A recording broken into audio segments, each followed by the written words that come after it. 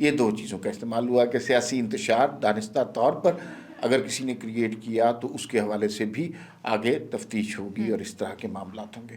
جو فیصل واڈا کا بیان ہے، انہوں نے کہا کہ فیض حمید جو ہے وعدہ معاف گواہ بن جائیں گے. وہ یہ کہتے ہیں کہ اس ٹائم کے آرمی چیف جنرل باجوہ تھے اور جنرل باجوہ کے سامنے سب کچھ یہ ہو رہا ہے. یہ ہو ہی نہیں سکتا کہ جنرل باجوہ کو اس چیز کا علم نہ ہو. آج سب کو پتہ ہے کہ فیض حمید زیر عتاب ہیں، تو وہ پارٹی جو سب سے زیادہ فیض یاب ہوئی ہے اسی نے فیض حمید کو تسلیم کرنے سے انکار کر دیا ہے. جنرل باجوہ نے دھمکی دی تھی کہ آپ جو ہے عاصم منیر صاحب کو نہ بنائیں چیف، ورنہ میں آپ کے اوپر ٹیک اوور کر لوں گا.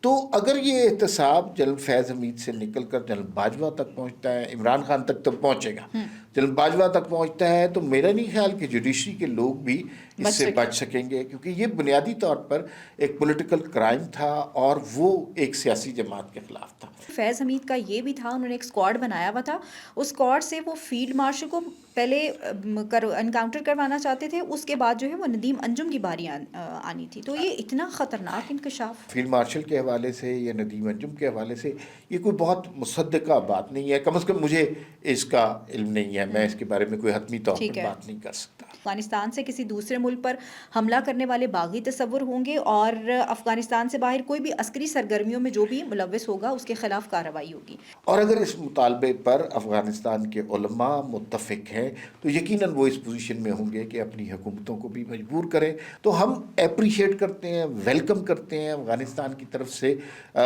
اس بیان کو. میرے خیال میں اس بات کی سمجھ آ جانی چاہیے کہ جس ملک میں آپ سفارتکار متعین ہیں اس کی حکومتوں کے جو فیصلے ہیں وہ اس کی حکومتوں تک رہنے دیں، اس کے اندر پارٹی نہ بنے. چند ذرائع چند لوگ یہ بات کر رہے ہیں کہ علی امین گنڈاپور پی ٹی آئی چھوڑنے کے بارے میں سوچ رہے ہیں.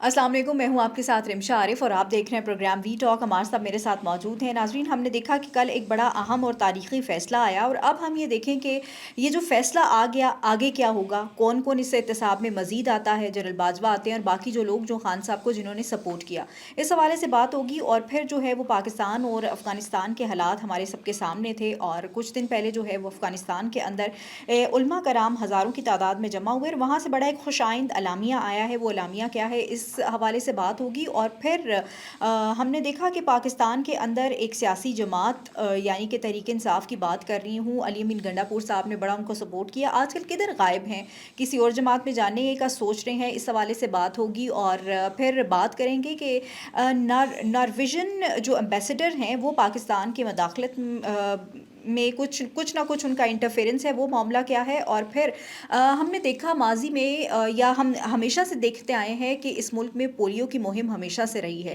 لیکن ایک بڑی خوش آئند چیز یہ ہوئی کہ وفاقی مذہبی امور نے ایک بڑا اہم بیان جاری کیا، یعنی کہ بریسٹ فیڈنگ کے حوالے سے انہوں نے ایک کہا کہ ہم اس پہ مہم چلائیں گے اور بچے کو ماں کا دودھ پلانا جو ہے وہ 2 سال تک پلایا جائے. اسی پہ آج بات ہوگی. عمار صاحب سے جانیں گے کہ ان کے پاس کیا خبریں ہیں جنرل فیض کے حوالے سے. ویلکم ٹو دا شو عمار صاحب.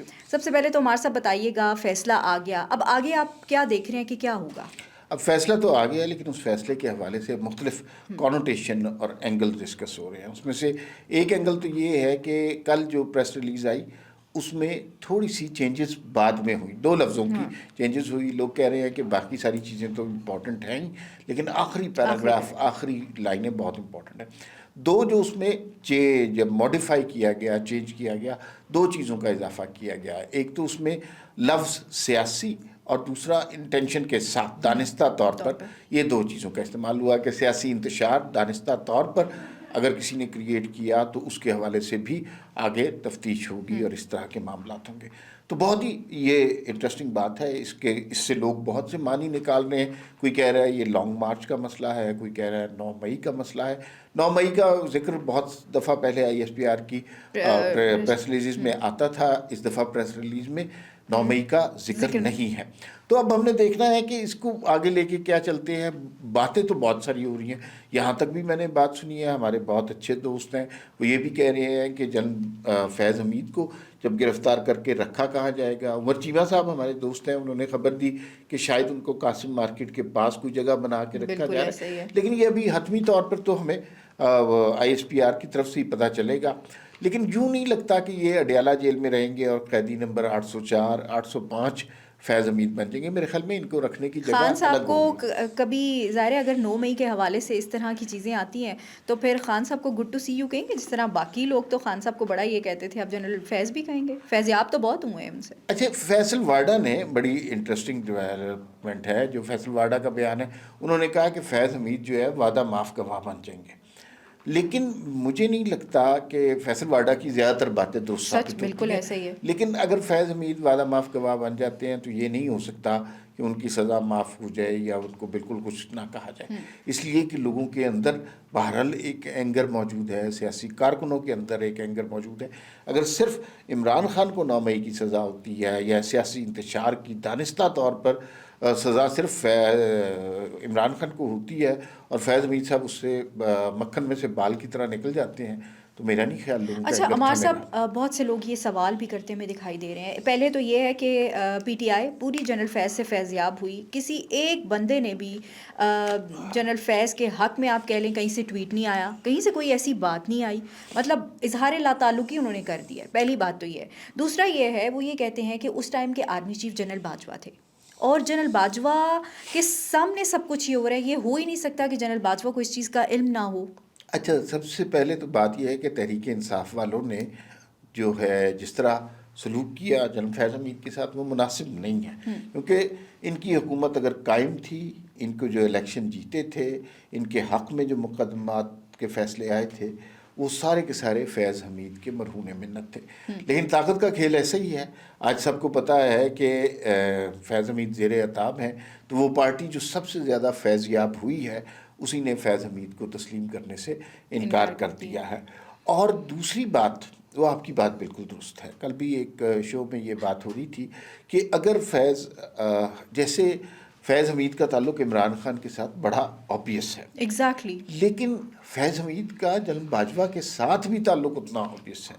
یہ نہیں ہو سکتا کہ یہ سب کچھ جنرل باجوہ کی اطلاع کے بغیر, مرضی ایک اور چیز ہے لیکن انہیں اس سب کے بارے میں علم نہ ہو. یہ ممکن نہیں ہے نا, فوج کا سٹرکچر سسٹم خواجہ آصف خود بھی کہہ چکے ہیں, کل وہ شاہ زیب خان زادہ کے شو میں تھے, انہوں نے کہا کہ جنرل باجوہ نے کہا کہ اگر آپ نے یہ سب کچھ نہ کیا تو میں ٹیک اوور کر لوں گا. پھر یہ کیسے پاسبل ہو سکتا ہے کہ جنرل فیض اس احتساب میں آئے اور جنرل باجوہ نہ آئے؟ یہ بات ہم نے پہلے بھی سنی ہے کہ جنرل باجوہ نے دھمکی دی تھی کہ آپ جو ہے عاصم منیر صاحب کو نہ بنائیں چیف, ورنہ میں آپ کے اوپر ٹیک اوور کر لوں گا. تو یہ بات خواجہ آصف صاحب نے پہلے بھی کی ہے. اب مسئلہ یہ ہے, کیا جنرل باجوہ کو مورد الزام ٹھہرایا جا رہا ہے؟ میرے خیال میں نہیں, ان کے خلاف نہیں. ایک بڑی انٹرسٹنگ پولیٹیکل اس میں اینگل بھی ہے. آپ کو یاد ہوگا نواز شریف صاحب نے گجرانوالہ میں جلسہ کیا تھا اور اس میں انہوں نے جنرل باجوہ کا, جنرل فیض حمید کا ذکر کیا تھا. عمار صاحب, ہم گجرانوالہ کی بات کرتے ہیں. ابھی ریسنٹلی جو نواز شریف صاحب نے بات کی تھی, انہوں نے کہا تھا عمران کو اور عمران کے لانے والوں کو بھی سزا ہونی چاہیے. لیکن ظاہر ہے ان کا رائیولری کس سے تھی, نون لیگ کے ساتھ تھی. لیکن ہم نے نون لیگ کے اندر بھی آہستہ آہستہ جنرل باجوہ کا نام معدوم ہوتے دیکھا اور صرف فوکس جنرل فیض حمید پر رہ گیا. آپ کو یاد ہوگا کہ جب ہم نے اس آرگنائزیشن کا وی نیوز کا آغاز کیا تھا, مریم نواز کا انٹرویو تھا, انہوں نے بھی یہ کہا تھا کہ فیض حمید کا کورٹ مارشل ہوا. تو سیاسی طور پر بھی جنرل باجوہ کا نام اب اس طرح نہیں لیا جا رہا. نواز شریف صاحب بٹوین دا لائن ضرور کہتے ہیں کہ جو سب لانے والے ہیں ان کا احتساب کیا جائے. اب اگر لانے والوں کا احتساب کیا جائے تو پھر یہ بات بہت دور تک جائے گی. عمران خان صاحب کا یہ سارا سلسلہ 2011 سے شروع ہوا تھا, اس کے بعد 2014 آپ کو یاد ہے, پھر اس کے بعد وہ فیصلے یاد ہیں, پھر 2018 کا الیکشن یاد ہے.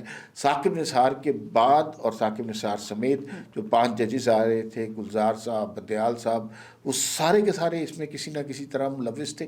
تو اگر یہ احتساب جنرل فیض حمید سے نکل کر جنرل باجوہ تک پہنچتا ہے, عمران خان تک تو پہنچے گا, جنرل باجوہ تک پہنچتا ہے تو میرا نہیں خیال کہ جوڈیشری کے لوگ بھی اس سے بچ سکیں گے، کیونکہ یہ بنیادی طور پر ایک پولیٹیکل کرائم تھا اور وہ ایک سیاسی جماعت کے خلاف تھا۔ آج ہمیں اس بات کا احساس ہو رہا ہے کہ اگر اس وقت یہ کھیل نہ کھیلا جاتا تو شاید 2018 کے الیکشن میں جو ہے نون لیگ بڑے مارجن سے جیت جاتی، اور یہ بھی توقع تھی کہ پھر ملک ترقی کر رہا ہوتا۔ وہاں پر جہاں پر چھوڑا تھا اس وقت ڈالر ریٹ کیا تھا، آج ڈالر ریٹ کیا ہے، وہاں سے آگے ہم نے جانا تھا، لیکن ہم نے تنزلی کا سفر طے کیا ہے۔ اور نواز شریف صاحب کو اپنے سے زیادہ اس بات کا دکھ ہے کہ اس ملک کے ساتھ اس ساری رجیم نے اچھا نہیں کیا۔ بالکل ایسا ہی ہے عمار صاحب۔ ہم نے پچھلے کچھ دنوں میں ابصار عالم صاحب کو بھی سنا، آج میں عمر چیمہ صاحب کو بھی سن رہی تھی، انہوں نے بھی انہوں نے کہا کہ فیض حمید کا یہ بھی تھا، انہوں نے ایک اسکواڈ بنایا ہوا تھا، اس اسکواڈ سے وہ فیلڈ مارشل کو پہلے انکاؤنٹر کروانا چاہتے تھے، اس کے بعد جو ہے وہ ندیم انجم کی باری آنی تھی۔ تو یہ اتنا خطرناک انکشاف۔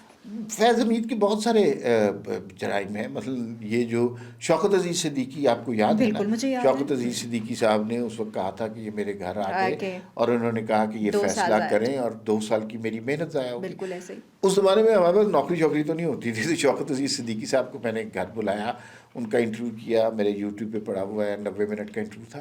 اس دوران وہ رونے لگ گئے یہ بات کرتے ہوئے کہ جب فیض حمید نے دھمکیاں دی تو ساتھ ایک دھمکی یہ بھی دی تھی کہ آپ کی بیٹی کو اغوا کر لیا جائے گا، یہاں تک اس تک گئی۔ لیکن یہ جو بات ہے جو آپ بات کر رہی ہیں فیلڈ مارشل کے حوالے سے یا ندیم انجم کے حوالے سے، یہ کوئی بہت مصدقہ بات نہیں ہے، کم از کم مجھے اس کا علم نہیں ہے، میں اس کے بارے میں کوئی حتمی طور پر بات نہیں کر سکتا۔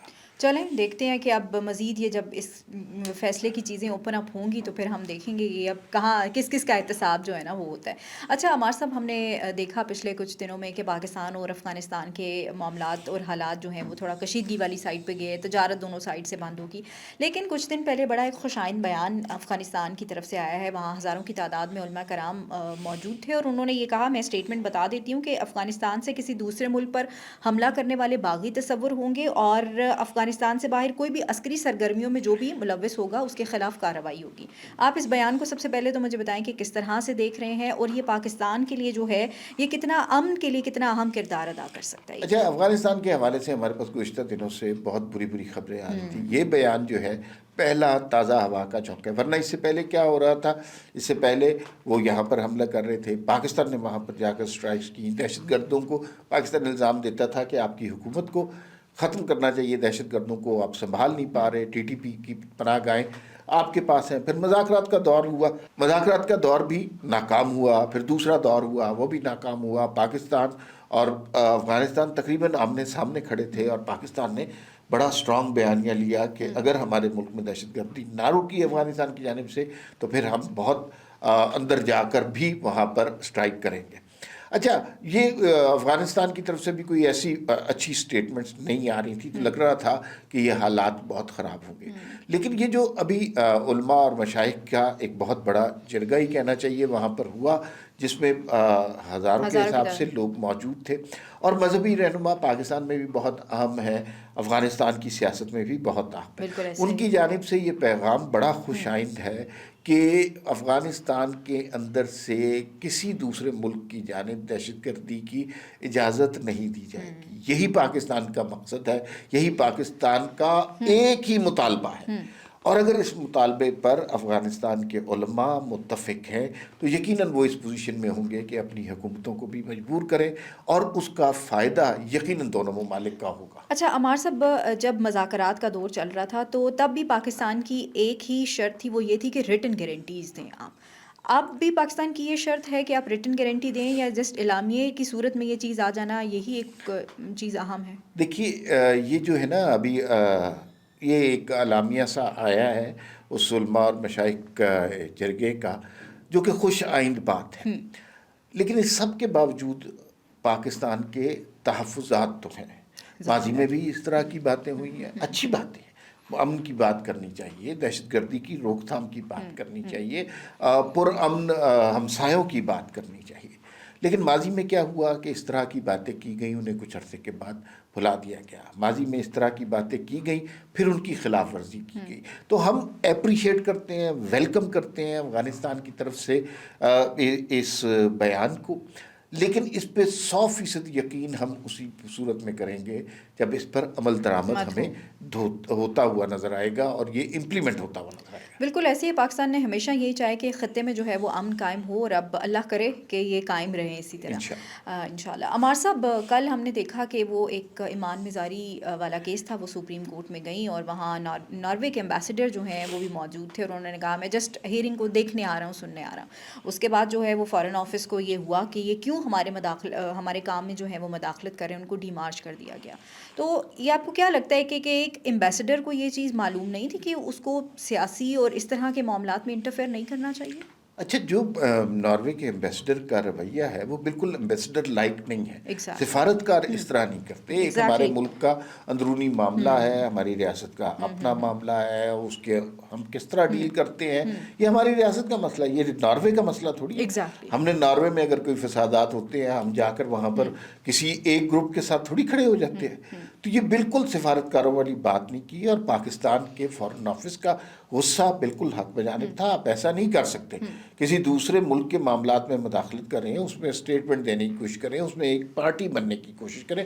تو پاکستان نے جو ڈیمارچ کیا بہت اچھی بات ہے، اور ان کے میرے خیال میں اس بات کی سمجھ آ جانی چاہیے کہ جس ملک میں آپ سفارتکار متعین ہیں اس کی حکومتوں کے جو فیصلے ہیں وہ اس کی حکومتوں تک رہنے دیں، اس کے اندر پارٹی نہ بنے. بالکل اچھا فیصلہ تھا، یہ ہونے چاہیے چیزیں. اچھا ہمارے صاحب، علی امین گنڈا پور کدھر غائب ہیں؟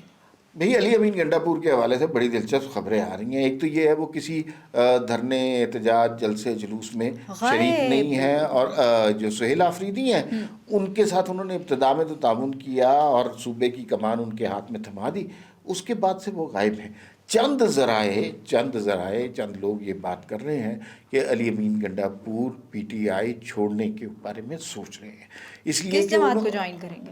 اگر انہوں نے جوائن کیا تو لوگ بتا رہے ہیں کہ پیپلز پارٹی کی طرف ان کا رجحان زیادہ ہے، اور یہ بہت بڑا سیٹ بیک ہوگا پی ٹی آئی کے لیے. اگر آپ دیکھیں تو علی امین گنڈا پور نے پوری کوشش کی عمران خان کی بات عزت رکھنے کی بھی اور اسٹیبلشمنٹ سے تعلقات بنانے کی. ان دونوں کو ساتھ چلانے کے درمیان سب سے زیادہ نقصان علی امین گنڈا پور کا ہوا، اور اس کا نقصان یہ ہوا وزارت عظمیٰ ان سے چلی گئی ہے، وزارت اعلیٰ ان سے چلی گئی ہے. تو اب وہ اگر پارٹی چھوڑتے ہیں یہ کے پی کے میں بہت بڑا دھچکا ہوگا پی ٹی آئی کے لیے. چلیں دیکھتے ہیں کہ کس جماعت کو جوائن کرتے ہیں. یوزلی اگر پیپلز پارٹی کو کرتے ہیں تو لیٹس سی کہ کیا ہوتا ہے. اچھا عمار صاحب، ہم نے پہلے دیکھا اور ہمیشہ سے دیکھتے ہیں کہ پولیو کی مہم چلتی ہیں. اب جو ہے وہ وزارت مذہبی امور نے ایک اور مہم کا آغاز کیا ہے، وہ یہ ہے کہ ماں جو ہے وہ اپنے بچے کو 2 سال تک، یعنی بریسٹ فیڈنگ 2 سال تک وہ کروا سکتی ہیں. ایک تو مجھے بتائیں کہ یوزلی لوگ اس پہ بات نہیں کرتے. ایک تو مجھے یہ بتائیے گا کہ یہ کتنی اہم چیز ہے اور اس پہ جو ہے وہ کتنی آگاہی کی ضرورت ہے لوگوں کو. ہم نے دیکھا کہ یوزلی لوگ اس پہ بات ہی نہیں کرتے. پہلی بات تو یہ ہے کہ خاندانی منصوبہ بندی کو پتہ نہیں لوگوں نے کیسے یہ ذہن میں کانسیپٹ بنا لیا کہ یہ غیر اسلامی کوئی کانسیپٹ ہے. ایسی کوئی بات نہیں ہے. دوسری بات یہ ہے کہ بچے اتنے ہی ہونے چاہیے کہ جتنی کی آپ پرورش کر سکیں، جنہیں بہتر طریقے سے رکھ سکیں. پاکستان کے لیے پاپولیشن بہت بڑا مسئلہ ہے، سب سے بڑا مسئلہ ہے. ترقی اول تو کر ہی نہیں رہے. اگر ہم ترقی کریں بھی تو زیادہ پاپولیشن جو ہے ہمارے اس ترقی کے حصے کو کھا جاتی ہے، تو نیل بٹا نیل ہمارا رہتا ہے. اچھا، یہ یوں لگتا تھا ایک زمانے میں کہ کانفلکٹس آیا ریلیجن میں اور فیملی پلاننگ کے کانسیپٹ میں. اب جی یہ علماء اور مشائخ کی طرف سے یہ بات اسلامی نظریاتی کونسل کی طرف سے آئی ہے نا، یہ بات تو اس میں انہوں نے بہت اچھی بات کی، اور میڈیکلی یہ بات پروون ہے کہ اگر ماں اپنے بچے کو 2 سال تک دودھ پلائے تو یہ نیچرل سپیسنگ کا طریقہ ہے. بچوں کے درمیان 2 سال کا کم از کم وقفہ ہونا چاہیے. تو یہ مذہبی علماء کی طرف سے یہ بات آئی ہے، تو یہ بات بہت عام ہے. وہ جو ایک کانفلکٹ سا تھا لوگوں کے ذہنوں میں وہ ختم ہو گیا. بات صرف اتنی ہے بھائی، اپنی چادر دیکھ کر پاؤں پھیلائیں، اتنے بچے آپ کے ہونے چاہیے. بالکل، اور ہمیں خود بھی سمجھنا چاہیے اس چیز کو لے کے. بہت شکریہ عمار صاحب وقت دینے کے لیے. ناظرین، مجھے اور عمار صاحب کو اجازت دیجیے. اللہ نگہبان. پاکستان زندہ باد.